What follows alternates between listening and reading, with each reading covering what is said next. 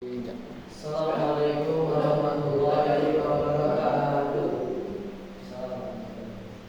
Alhamdulillah, alhamdulillahirabbil alamin wa binasta'in wa ala umuri wassalatu wassalamu ala asrofil anbiya'i wal mursalin wa ala alihi wa sahbihi ajma'in, amma ba'du.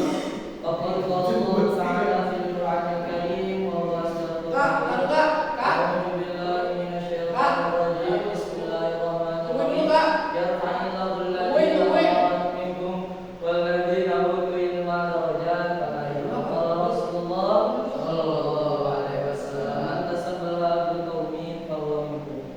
Shadaqallahul azim wa shadaqallahu rasulun nabiyul habibul karim. Wa nahnu ala dzalika minasyahidin wa syakirin walhamdulillahi rabbil alamin.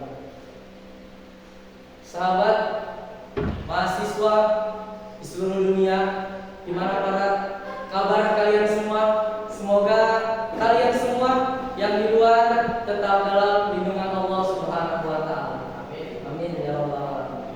Berdirinya kami di sini tidak lain dan tidak bukan yakni untuk menjelaskan tugas presentasi. Tugas kami di sini yakni akan menjelaskan tentang nasab manusia. Anggota kami berjumlah 3 orang. Perkenalkan, nama saya Muhammad Ilman Akbar dan rekan saya Safiq Maulana dan rekan saya Siti Kautsara. Kami melatar belakangkan tentang masalah nasab mansub ini, yakni Al-Quran adalah kalamullah yang merupakan mukjizat bagi Nabi Muhammad SAW. Al-Quran merupakan petunjuk bagi umat manusia untuk mencapai kebahagiaan di dunia dan di akhirat. Dan di Al-Quran ini banyak hukum-hukum, banyak untuk memuat tentang ibadah, muamalah, beriman, bertakwa, dan lain sebagainya. Al-Quran itu diturunkan secara berunsur-unsur dan menjelaskan yang dikemukakan secara terperinci. Ada pula yang garis besar saja.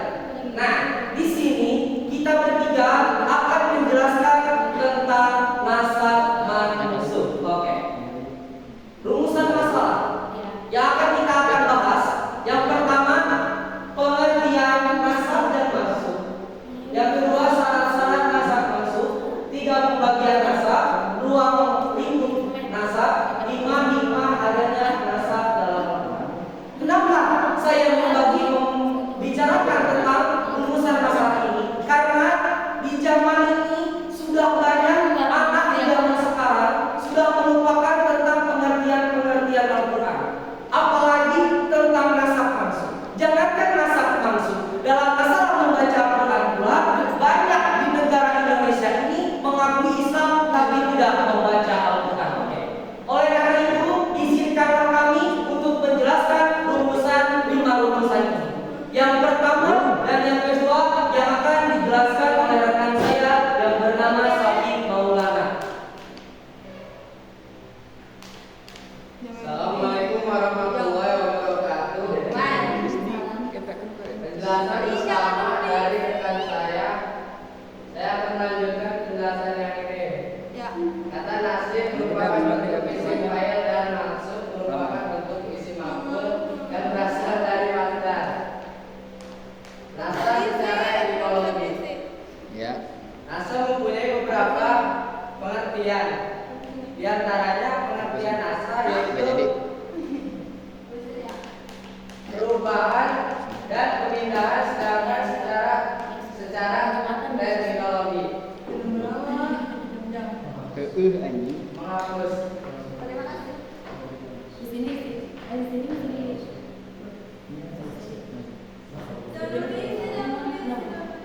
Pengertian maksud menurut bahasa berarti sesuatu yang dihapus atau dihilangkan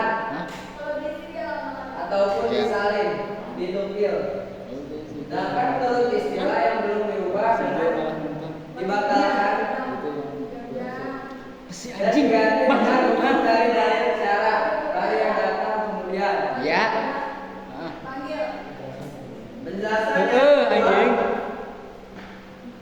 Dalam pembahasan mengenai ayat-ayat naskah dan maksud, perlu Anda ketahui syarat-syarat naskah. Naskah yang dimaksud adalah yang pertama, adanya maksud. Maksud ayatnya yang dihapus. Dengan syarat bahwa hukum yang dihapus adalah berupa hukum syarat. Dua, adanya maksud. B. Ayat yang digunakan untuk menghapus dengan syarat datangnya dari syari Allah. Yang ketiga, adanya nasib yang berhak menghapus, yaitu Allah. Yang ketentuan hukum yang dihapus itu berupa Al-Quran. Pula berupa sunnah. Yang keempat, yang ntar potong aja ya, yang potong aja. Iya. Itu adanya masuk di ini lihat apa asal di rumah barang sih. Yang keempat, adanya masuk yang dihapus itu ialah orang-orang yang sudah iya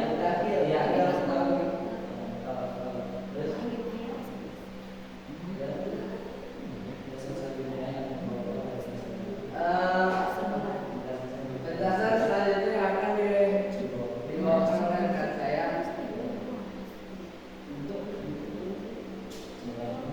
Penjelasan ketiga, umumnya para ulama membagi naskah menjadi 4 macam. Yang pertama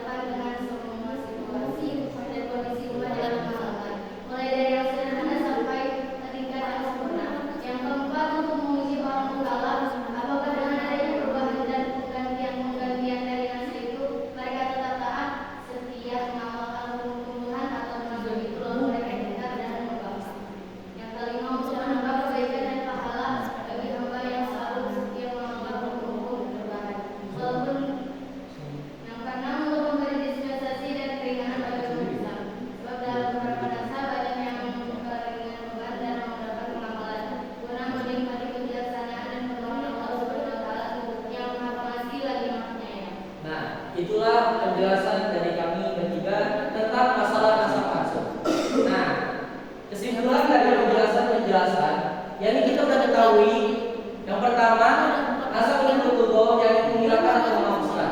Dua, menghilangkan pembukaan nasab dalam istilah para ahli ilmu usul fikih adalah mematahkan hukum syar'i dengan dalil yang ada kemudian yang menunjukkan pembatalan secara tersurat atau tersirat. Dua, mansukh menurut tubuh dihapus atau dihilangkan atau dipindahkan ataupun disalin atau difitil. Secara menurut istilah para ulama, mansukh ialah hukum syara yang diambil dari syarat yang pertama. Penjelasan kesimpulan berdasarkan kedua, satu, adanya mansukh ayat yang dihapus dengan syarat bahwa hukum yang dihapus itu adalah berupa hukum syara yang bersifat amali. Yang kedua, adanya mansukh ayat diperintahkan untuk menghapus dengan syarat dan syar'i Allah dan Rasul sallallahu alaihi wasallam. Tiga, adanya nasikh yang berhak menghapus yaitu Allah. Terus empat, adanya mansukh anhu dalam kurung karena hukum yang dihapus itu ialah orang yang disuruh dan haki balik atau mukallaf. Penjelasan ketiga yang umumnya para ulama membagi nasab menjadi 4 macam. Yang pertama nasab Al-Quran, nasab Al-Quran dengan sunnah, nasab sunnah dengan Al-Quran. 4, nasab sunnah dengan sunnah. Penjelasan yang keempat, nasab hanya terjadi pada perintah dan larangan, baik yang diungkapkan dengan tegas dan jelas maupun yang diungkapkan dengan kalimat khabar, berita yang bermakna amar perintah atau nahi larangan. Penjelasan kelima, satu, untuk menunjukkan bahwa syariat agama Islam adalah syariat yang paling sempurna. Dua, selalu menjaga kemaslahatan hamba. Tiga, untuk menjaga agar perkembangan hukum Islam selalu relevan dengan semua situasi dengan kondisi umat yang mengamalkan. Empat, untuk menguji orang mukallaf. Lima, untuk menambah kebaikan dan pahala bagi hamba yang selalu setia mengamalkan hukum-hukum perubahan. Enam, untuk memberi dispensasi dan keringanan bagi umat Islam. Mungkin itulah kesimpulan dari kami bertiga. Mohon maaf apabila banyak salahnya dari penjelasan kami dan kesimpulan kami. Mohon dibukakan sebesar-besarnya pintu maaf untuk kami semua. Dan apabila ada pertanyaan untuk kalian semua yang lagi di rumah ataupun yang dimanapun kalian berada, silakan kami membuka komentar sebesar-besarnya. Mungkin sekian. Wassalamualaikum.